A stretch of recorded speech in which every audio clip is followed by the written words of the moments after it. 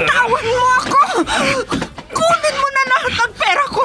Huwag mo lang akong saktan! Wala ka nang magagawa. Akin ka.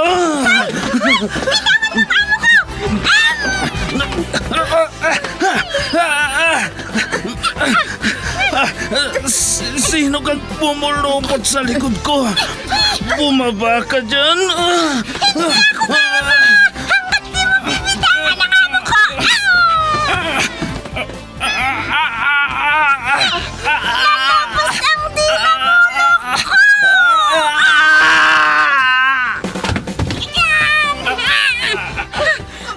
Ayan! Natumba na siya, madam! Salamat, Pepita! Salamat! Super Pipita, ang balikbayan na OFW, survivor mula Iraq, palaban sa hirap at nakahandang magsakripisyo sa ikabubuti ng karamihan, kabilang sa mga naturingang bagong bayani ng bansa. Super Pipita, isang dula na kung saan inyong mapapakinggan ang iba't ibang pakikipagsapalaran ng isang OFW. Super Pipita, mula sa Lovelet Artist and Talent Center Drama Productions, handog sa inyo ng #1 and most trusted radio network in the country, Bombo Radio Philippines. Basta Radio Bombo.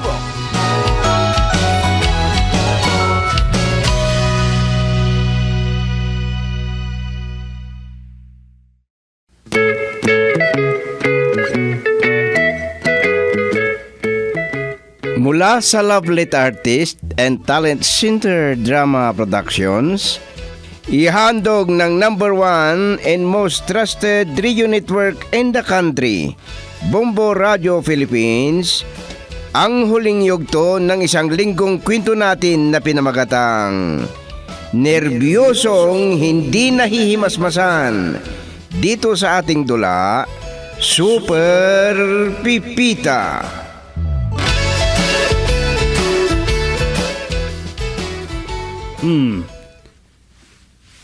Anong papeles yan, Nene?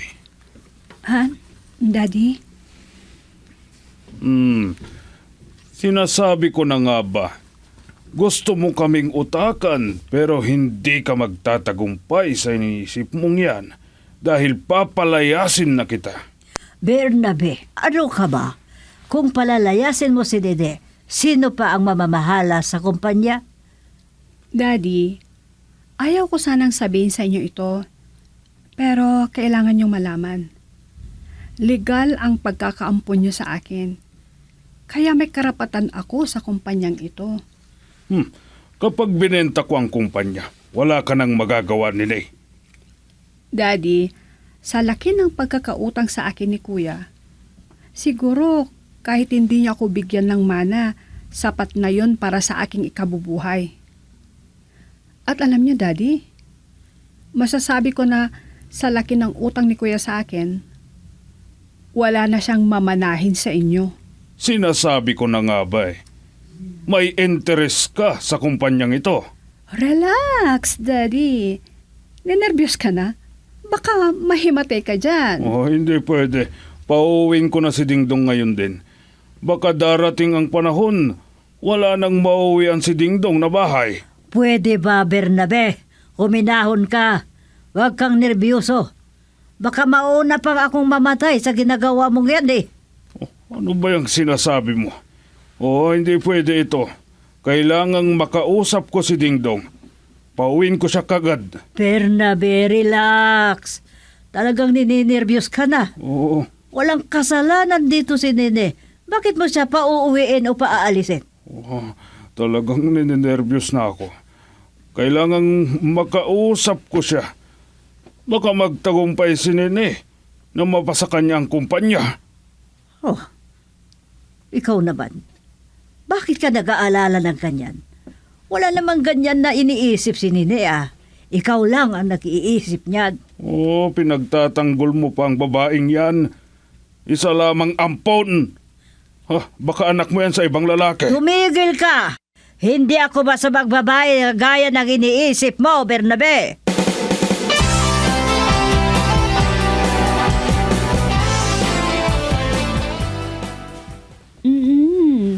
Nakita ko lahat ang pinadala mong larawan. Kung may karagdagan pa, ipadala mo sa akin ulit. Oo, kailangan ko ang mga yan. Salamat sa tulong mo, ha. Mabuti na lang at nagkataon na nandyan ka. O sige, bye-bye na. Si Manang Pipita, papalapit sa akin. Adam! Ayan ka na pala, Manang. Nene na lang ang itawag mo sa akin. Si Leslie yung tumawag sa akin. Leslie? Oo, kaibigan ko. Nandoon sa Bora ngayon. May sasabihin ako sa'yo, ha? Pero, atin-atin lang ito. Huwag mong sabihin kay Mami.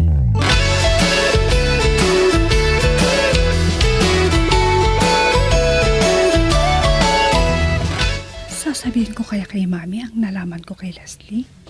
Nene, may sasabihin ako sa'yo. Nasabi ko na sa daddy mo na pinilit ka ng kuya mo na hingan ng 50,000 pesos at nag-aalala na tuloy. Bakit nag-aalala? Baka daw mawalan ng mamanahin si Dingdong. Malaking halaga na ng pera ang nakuha sa akin ni Kuya. At dahil naitanim na sa aking isip na magkapatid kami, wala akong hindi naibigay sa kanya. Yan lang huling inutang niya ang binigyan ko ng halaga para may katakutan siya. Sana totoo ang kanyang nararamdaman sa ilinitang yun. Dahil malaking halaga na ang nagastos niya doon sa babaeng yun. Kapangalan ko pa naman ang babaeng yun.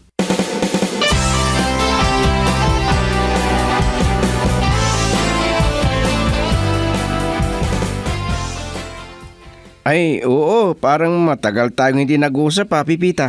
Ikaw naman kamoto. Kailan lang tayo nagkausap Nakaistorbo ba ako sa trabaho mo? Ay, hindi naman. Tsaka, apat lang na tao ang pinagsisilbihan ko rito. Kung minsan, yung amo kong lalaki nandun sa nobya niya. At si Sir Bernabe at si Nene nasa opisina. Kaya madalas, si Ma'am Consuelo lang kasama ko rito. Ay, hindi sila namamasyal? Ay, alam mo naman, mga negosyante ang mga amo ko. Hindi na nila maharap mamasyal. Kau naman. Ganun ba? O sige, kinumusta lang kita. O sige, bye!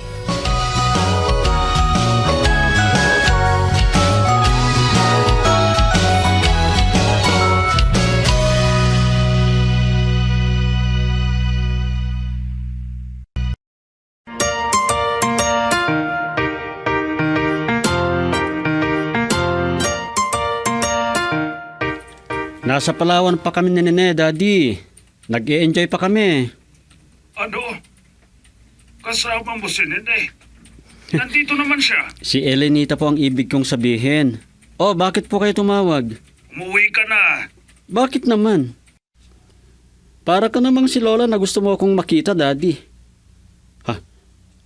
Nasaan si Elenita? Daddy, sige po. Bye. Naku, ang babaeng yun talaga. Bigla-bigla na lang nawawala. Parang may magic. Pagkakasalan ko kaya siya o ano?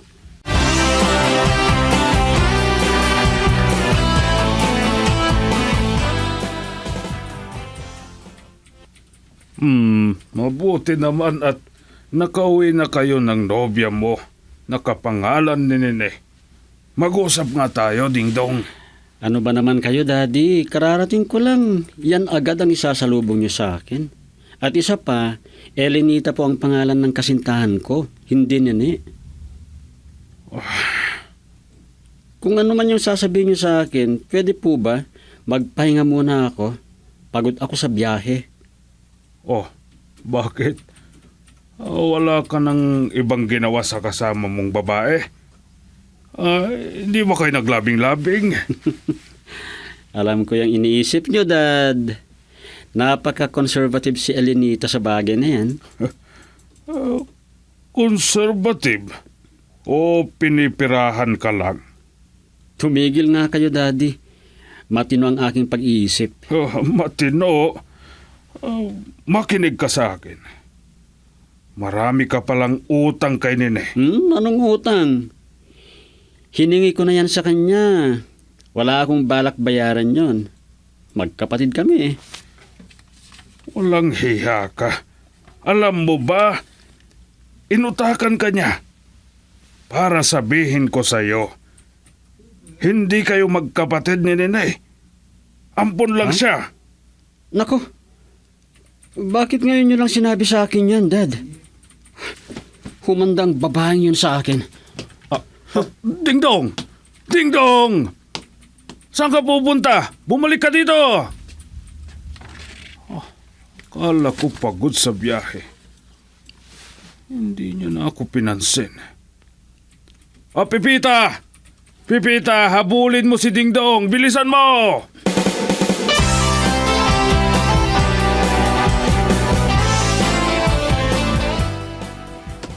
Sir Dingdong, bumalik daw kayo sa bahay niyo. Sabi ni Nanny niyo.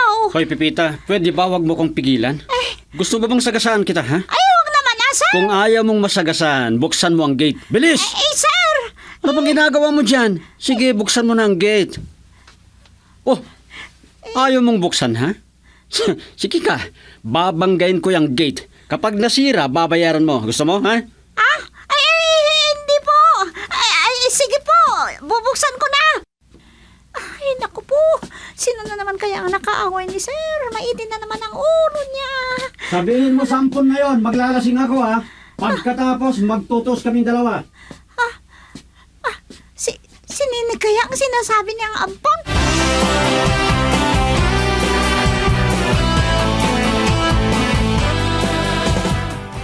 Ikinalulungkot ko, madam. Hindi ko napigilan si Sir Dingdong. Binilaan pa nga niya ako kung pipigilan ko daw siya, babanggain yung gate.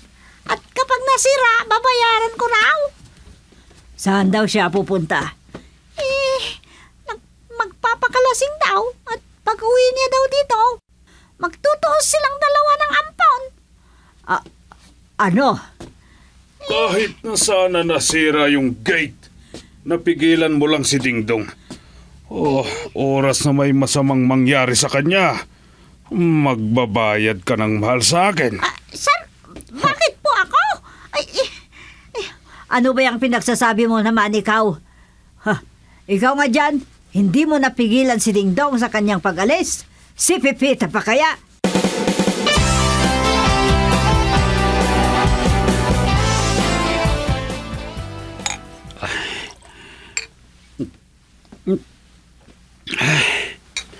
Walang hiya. Ninenrebyos ako, Paano kung magtagumpay si Nene na agawin ang aking mamanahin? Ampun lang pala siya. Sana maaga pa nalaman ko ang kanyang tunay na pagkatao. Niligawan ko sana kahit pakasalan ko pa siya.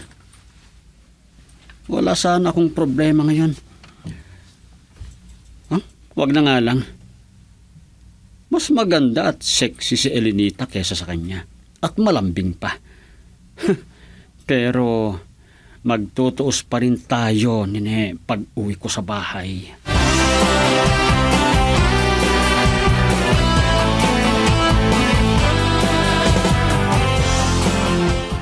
Bakit ganun naman ang sinabi ni Daddy kay Kuya? Pinapirma ko siya ng papeles. Pero hindi ibig sabihin, wala na siyang mamanahin. Yan nga ang ayaw ko kay Bernabe. Kararating lang ni Ding Dong, yan agad ang isinalubong. Saan daw nagpunta ang Kuya? Maglalasing daw siya. Ay, ano kaya kung umiwas ka muna sa kanya? Hindi, Mami. Haharapin ko siya. Pero Nene, baka kung anong gawin sa'yo, Huwag kayong mag-alala, Mami. Ako ang bahala. Ay nako. Ano itong nararamdaman ko? Ninenervyos ako Pero ayaw kong sabihin kay Mami.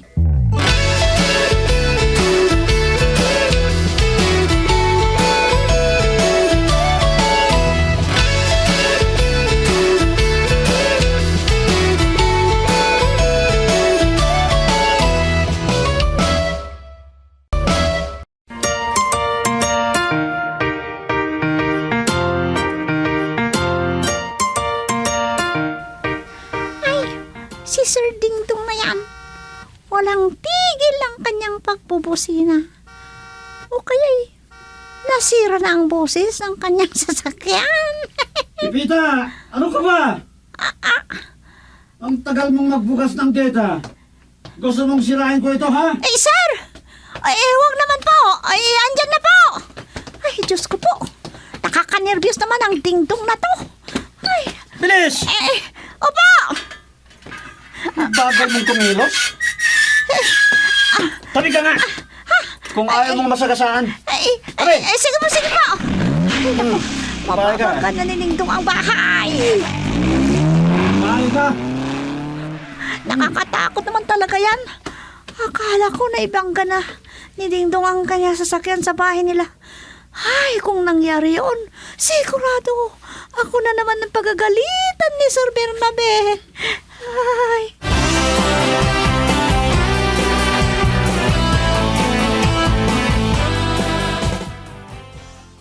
Walang makialam, ha? Kaming dalawa lang ang mag-usap nitong ampon. Mami, Daddy, pagbigyan niyo na si Dingdong kung ano ang gusto niyang mangyari. Talagang kinakalaban mo ako, ha? Dingdong, hindi mo lang maintindihan ang ibig sabihin ni Nine. Ang sabi ko, kami lang dalawang mag-usap. Mami, sige na, iwanan niyo na kaming dalawa ni Kuya. Ako na ang bahala. Nagmamarunong ka, ha? Dingdong, ano Pepek, ka? huwag na kayong magsalita, mami. Makaalis na nga. Akala mo kung sino kang magaling, ha? Samantalang ampon ka lang. Kung noon pa sana nalaman ko na isa kang ampon, sana inasawa na kita. Kuya, kung ano ang dapat nating pag-usapan, yun lang sana. Wala nang iba. Kahit hindi mo ako ituring na kapatid. Sakim ka! Inutakan mo ako? Ay, kahit marami akong utang sa'yo, hindi mo maagaw sa akin ang mana ko. Yan ang tandaan mo. Kahit ano pang gawing pagpapaliwanag, hindi mo ako maintindihan kasi lasing ka. Bakit? Ninenervyos ka ba? Anong dahilan? Ha? Bakit ako nervyosin? Ha? Kuya, nagkamali ka sa iyong iniisip. Kahit wala akong manahin, hindi masakit sa akin. At kung sakaling palayasin ako, wala akong magagawa. Yan ang gusto nila eh.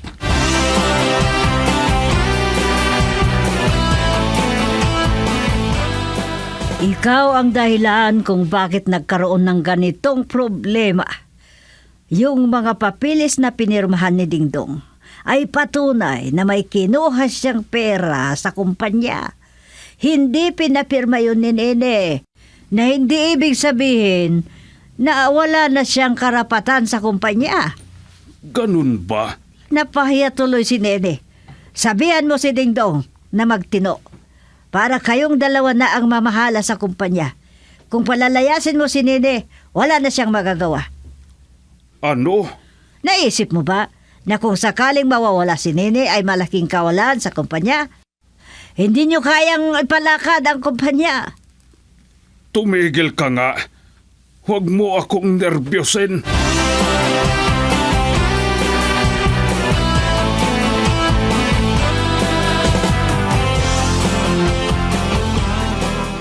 Ganon ba, Leslie? Okay. Sige, bye-bye. Manang Pipita! Bakit, madam? Nakalimutan mo na naman. Pero, di bale, sumama ka sa akin. Kapag nakarating na tayo sa pupuntahan natin, tawagan mo si Kuya Dingdong, ha? Madam, Nene. Huwag kang matakot. Huwag kang nervyusin. Sige, tara na.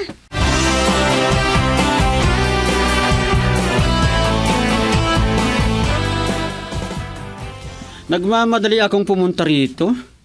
Si Nene lang palang kasama nyo?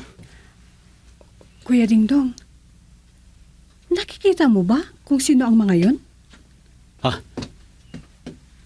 Si Elenita yun ha, at may kasamang ibang lalaki. Magkayakap sila. Mga walang hiya. Niloko niya ako. Makakapatay ako. Nene, sundan natin ang kapatid mo. Baka kung mapahamak siya. Sige. Ay, naku. May baril ka? Kailangan ko dito. Hindi ka magtatagumpay sa iyong binabalak.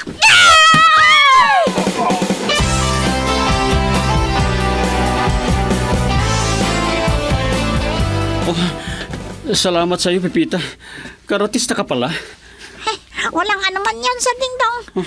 Kay Madam Nene ka dapat magpasalamat. Sa pamamagitan ni Leslie na kaibigan ko, nalaman ko na may ibang nobyo si Elenita. Ano? Baka hindi mo alam, kuya. Nung nasa Bora kayo, andoon din yung lalaki. Gusto mong ipakita ko sa'yo? Sandali lang, ha? Ito. Tingnan mo, kuya. Teka. Nakita ko na ang lalaking ito, ha? Abay, ang walang hiya. Ngayon, alisin mo na sa isip mo na gusto kong agawin sa'yo ang mamanahin mo. Magpakatino ka na, ha? Sorry naman. Salamat sa ipinakita mong pagmamalasakit kay Dingdong. Nagsisisi ako kung bakit nasabi ko sa yung ampon ka, Nene. Salamat, Bernabe. At nakapag-isip-isip ka na nga tungkol kay Nene. Kailangang mag-celebrate tayo. Pipita, magluto ka ng masarap na ulam. Opo, sir. Ngayon na ba? Ay, sandali lang. Ay, Bernabe, mas maganda kung mag-picnic na lang tayo. Oo nga, no. Tama ka, Consuelo. Dingdong, may sasabihin ako sa'yo. Bawiin mo. Bawiin mo kay Nene yung sinabi mo sa kanya na asawain mo siya dahil hindi kayo magkapatid. Opo, Daddy. Nahihiya ako. Hayaan nyo na lang ang babaeng yan. Mapapahamak ka lang kung agad-agad kang magdesisyon. Tignan mo si Ate Pepita. Kahit walang asawa, happy pa rin. Nadamay pa ako dyan.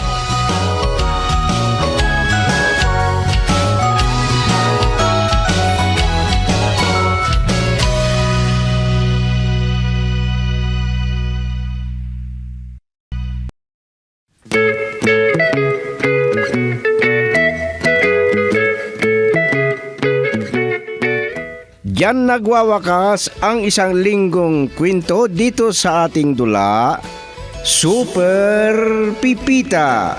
Mula sa panulat ni Delfin Dumayas at sa direksyon Lete Astudillo Aquino. Inihahandog sa inyo ng number 1 and most trusted radio network in the country, Bombo Radio Philippines. Basta Radio Bombo.